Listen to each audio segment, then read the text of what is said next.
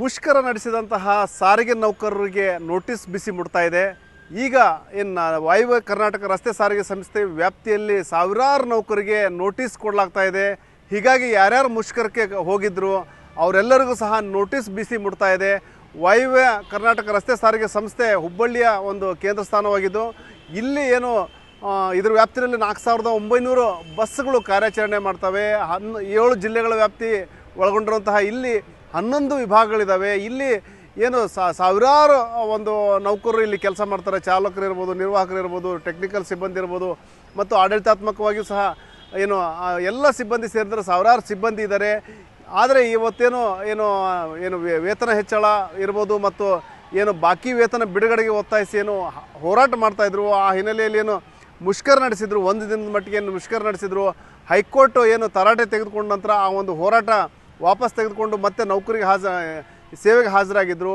ಅದಾದ ನಂತರ ಈಗ ಏನಂದರೆ ಯಾರ್ಯಾರು ಅವತ್ತು ಗೈರು ಹಾಜರಾಗಿದ್ದರು ಅವರೆಲ್ಲರಿಗೂ ಸಹ ನೋಟಿಸ್ ಕೊಡಲಿಕ್ಕೆ ವಾಯುವ್ಯ ಕರ್ನಾಟಕ ರಸ್ತೆ ಸಾರಿಗೆ ಸಂಸ್ಥೆ ಮುಂದಾಗಿದೆ.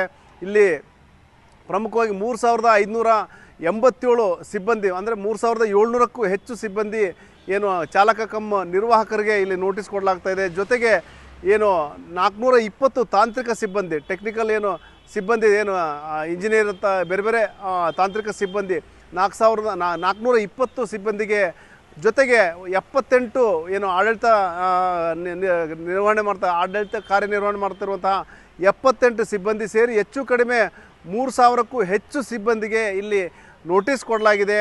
ಏನು ಕರ್ತವ್ಯಕ್ಕೆ ಯಾಕೆ ಹಾಜರಾಗಿರಲಿಲ್ಲ ಮತ್ತು ಅದಕ್ಕೆ ಉತ್ತರ ಕೊಡ್ರಿ ಅನ್ನೋ ಒಂದು ನಿಟ್ಟಿನಲ್ಲಿ ಈ ಒಂದು ನೋಟಿಸ್ ಕೊಡಲಾಗ್ತಾ ಇದೆ. ಈಗಾಗಲೇ ಬಹಳಷ್ಟು ಮಂದಿಗೆ ನೋಟಿಸ್ ಸರ್ವಾಗಿದೆ, ಮತ್ತಷ್ಟು ಜನರಿಗೆ ಇಲ್ಲಿ ನೋಟಿಸ್ ಕೊಡಲಾಗ್ತಾ ಇದೆ. ಈಗೇನು ಪ್ರತಿನಿತ್ಯ ಏನಂದರೆ 4900 ಬಸ್ಗಳು ಈ ಒಂದು ವಾಯುವ್ಯ ಕರ್ನಾಟಕ ಸಾರಿಗೆ ಸಂಸ್ಥೆ ವ್ಯಾಪ್ತಿಯಿಂದ ಸಂಚಾರ ಮಾಡ್ತವೆ. ಅಂದರೆ ಬೇರೆ ಬೇರೆ ಊರುಗಳಿಗೆ ಏನು ಇಲ್ಲಿಂದ ಬೆಂಗಳೂರು ಇರ್ಬೋದು, ಮೈಸೂರು ಇರ್ಬೋದು, ಏನು ನೆರೆಯ ಆಂಧ್ರ, ಕರ್ನಾಟಕ ನೆರೆಯ ಆಂಧ್ರ, ಮಹಾರಾಷ್ಟ್ರ, ಗೋವಾ ಮತ್ತು ಏನು ತೆಲಂಗಾಣ ಮೊದಲಾದ ರಾಜ್ಯಗಳಿಗೂ ಸಹ ಈ ಒಂದು ಇಲ್ಲಿಂದ ಬಸ್ಗಳ ಸಂಚಾರ ವ್ಯವಸ್ಥೆ ಇದೆ. ಆದರೆ ಆ ಒಂದು ದಿನದ ಏನು ಮುಷ್ಕರ ಮಾಡಿದ್ದರಿಂದಾಗಿ ವಾಯುವ್ಯ ಕರ್ನಾಟಕ ನಿಗಮದ ವ್ಯಾಪ್ತಿಯಲ್ಲಿನೇ 2 ಕೋಟಿಗೂ ಹೆಚ್ಚು ಹಾನಿಯಾಗಿದೆ ಅನ್ನೋ ಒಂದು ನಷ್ಟವನ್ನು ಅಂದಾಜಿಸಲಾಗಿದೆ. ಹಾಗಾಗಿ ಅಂದರೆ ಒಂದು ದಿನದ ಮಟ್ಟಿಗೆ ಬಸ್ಗಳು ಕಾರ್ಯಾಚರಣೆ ಮಾಡದೇ ಇರೋದರಿಂದಾಗಿ 2 ಕೋಟಿಗೂ ಹೆಚ್ಚು ಹಾನಿಯಾಗಿದೆ. ಹಾಗಾಗಿ ಈ ಒಂದು ಹಾನಿ ಭರಿಸುವ ಕ್ರಮ ಏನು ಅನ್ನೋದು ಒಂದು ಕಡೆ ಚರ್ಚೆ ಆಗ್ತಾಯಿದ್ರೆ, ಮತ್ತೊಂದು ಕಡೆ ಇದಕ್ಕೆ ನಷ್ಟಕ್ಕೆ ಕಾರಣರಾದವ್ರಿಗೆ ಒಂದು ಏನು ಅವ್ರ ಮೇಲೆ ನಿರ್ದಾಕ್ಷಿಣ್ಯ ಕ್ರಮ, ಕಠಿಣ ಕ್ರಮ ಕೈಗೊಳ್ಳಲಿಕ್ಕೆ ಇಲಾಖೆ ಮುಂದಾಗಿದೆ.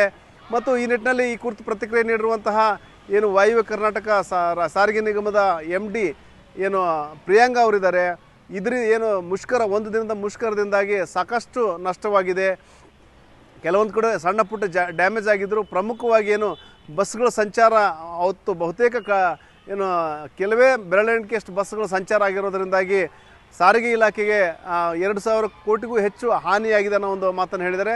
ಜೊತೆಗೆ ಏನು ಮುಷ್ಕರಕ್ಕೇನು ಅಂದರೆ ಒಂದೇನು ಎಸ್ಮಾ ಜಾರಿ ಇದ್ದರೂ ಸಹ ಏನು ಮುಷ್ಕರ ನಡೆಸ್ತಾ ಇದ್ರು, ಆ ಮುಷ್ಕರ ನಡೆಸಿದವ್ರ ಮೇಲೆ ಕ್ರಮ ಕೈಗೊಳ್ಳಕ್ಕೆ ಮುಂದಾಗಿದ್ದೀವಿ. ಈಗ ಯಾರ್ಯಾರಿಗೆ ನೋಟಿಸ್ ಕೊಡ್ತೀವಿ, ಆ ನೋಟಿಸ್ಗೆ ಏನು ಉತ್ತರ ಕೊಡ್ತಾರೆ ಅದ್ರ ಮೇಲೆ ಮುಂದೆ ಅವ್ರ ಮೇಲೆ ಕ್ರಮ ಅವಲಂಬಿತ ಅನ್ನೋ ಒಂದು ಮಾತನ್ನು ಹೇಳಿದ್ದಾರೆ. 4000 ಸರಾಸರಿಯಾಗಿ 4850 ನಾವು ಮಾಡ್ತಿದ್ದೀವಿ. ನಿನ್ನೆ ನಾವು ಮಾಡಿರೋದು 4357. ಮಧ್ಯಾಹ್ನ ಮೇಲೆ ಏನು ಸ್ಟ್ರೀಮ್ಲೈನ್ ಆಯಿತು ಅಥವಾ ಅವರು ವಾಪಸ್ ತೊಗೊಳ್ತೀನಿ ಅಂತ ಹೇಳಿ ನಂತರ ನಮ್ದು ಆಲ್ಮೋಸ್ಟ್ ಸ್ಮೂತ್ ಆಗಿದೆ. ನಮಗೆ ಸುಮಾರು 3314 ಜನ ಕೆಲಸಕ್ಕೆ ಬಂದಿಲ್ಲ ನಿನ್ನೆ. ಅವ್ರಿಗೆ ಎಲ್ಲರಿಗೂ ಕೂಡ ನಾವು ನೋಟಿಸ್ ಕೊಟ್ಟಿದ್ದೀವಿ. ನಿನ್ನೆಯಿಂದ ಶುರುವಾಗಿ ಇವತ್ತು ಮಧ್ಯಾಹ್ನ ತನಕ ಮುಗೀತು, ಎಲ್ಲ ಕಡೆ ಕೊಟ್ಟಿದ್ದೀವಿ. ಆ್ಯಕ್ಚುಲಿ ನಮಗೆ ನಿನ್ನೆ ಶಕ್ತಿ ರೆವೆನ್ಯೂ ಬಂದಿರೋದು 3,27,00,000. ನಿನ್ನೆ ನನಗೆ ನಾನ್ ಶಕ್ತಿ ಮೇಲ್ ರೆವೆನ್ಯೂ ಬಂದಿರೋದು 2,07,00,000. ಒಟ್ಟು ನೋಡಿದರೆ 5,35,00,000 ನಮಗೆ ನಿನ್ನೆ ರೆವೆನ್ಯೂ ಬಂದಿದೆ. ನಮ್ಮ ಸರಾಸರಿಯಾಗಿ ನಮಗೆ 7,70,00,000 ಇರ್ತದೆ revenue per day. So almost 2 crores ಕಮ್ಮಿ ಆಗಿದೆ, ನೆನ್ನೆ ಕಮ್ಮಿ ಆಗಿದೆ. ಮತ್ತೊಂದು ಕಡೆ ಏನು ಸಾರಿಗೆ ಇಲಾಖೆ ಏನು ವಿವಿಧ ಕಾರ್ಮಿಕ ಸಂಘಟನೆಗಳು ಸಹ ಆಕ್ರೋಶ ವ್ಯಕ್ತಪಡಿಸಿದ್ದಾವೆ.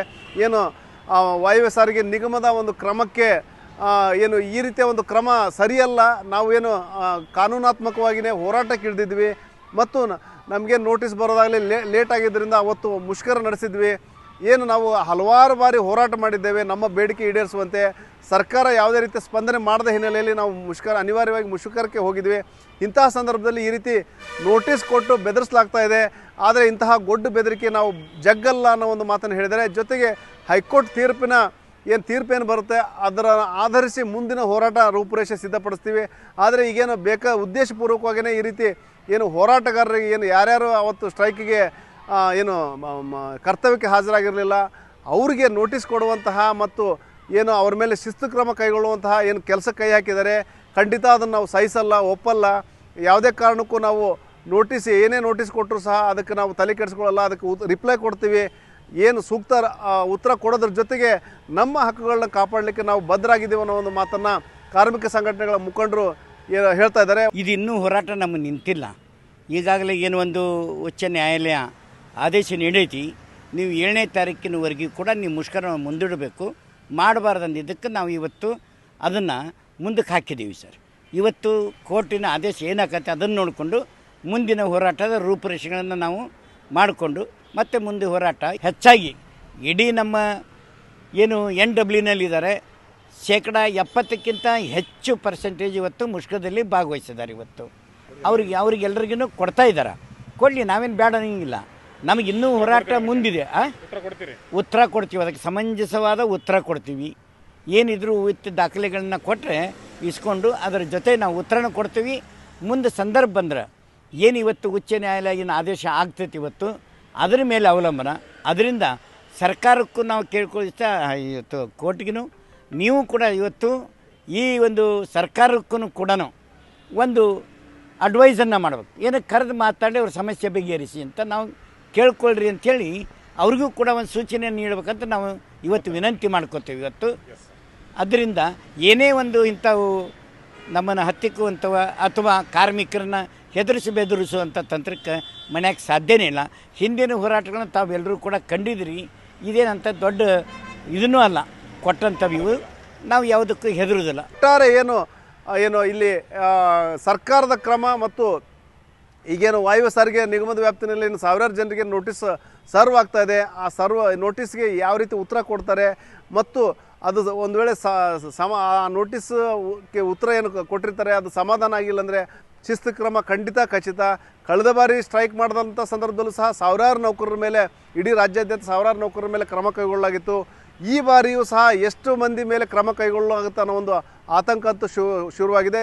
ಬಹಳಷ್ಟು ಸಿಬ್ಬಂದಿ ಮೇಲೆ ಅಮಾನತು ಶಿಕ್ಷೆಯ ತೂಗ್ತಾ ಇದೆ ಅಂತ ಹೇಳ್ಬೋದು. ಒಟ್ಟಾರೆ ಏನು ಒಂದು ದಿನದ ಮುಷ್ಕರ ಹಲವಾರು ರೀತಿಯ ಪರಿಣಾಮಗಳಾಗ್ತಾ ಇದ್ದಾವೆ. ಅದರಲ್ಲೂ ನೋಟಿಸ್ ಕೊಟ್ಟು ಮುಂದೆ ಏನಾದರೂ ಕಟ್ಟುನಿಟ್ಟಿನ ಕ್ರಮಕ್ಕೆ ಸರ್ಕಾರ ಮುಂದಾದಲ್ಲಿ ಹಲವಾರು ಜನರ ಸಾರಿಗೆ ಸಿಬ್ಬಂದಿ ನೌಕರಿ ಕಳ್ಕೊಳ್ಳುವಂತಹ ಭೀತಿಯಲ್ಲಿದ್ದಾರೆ.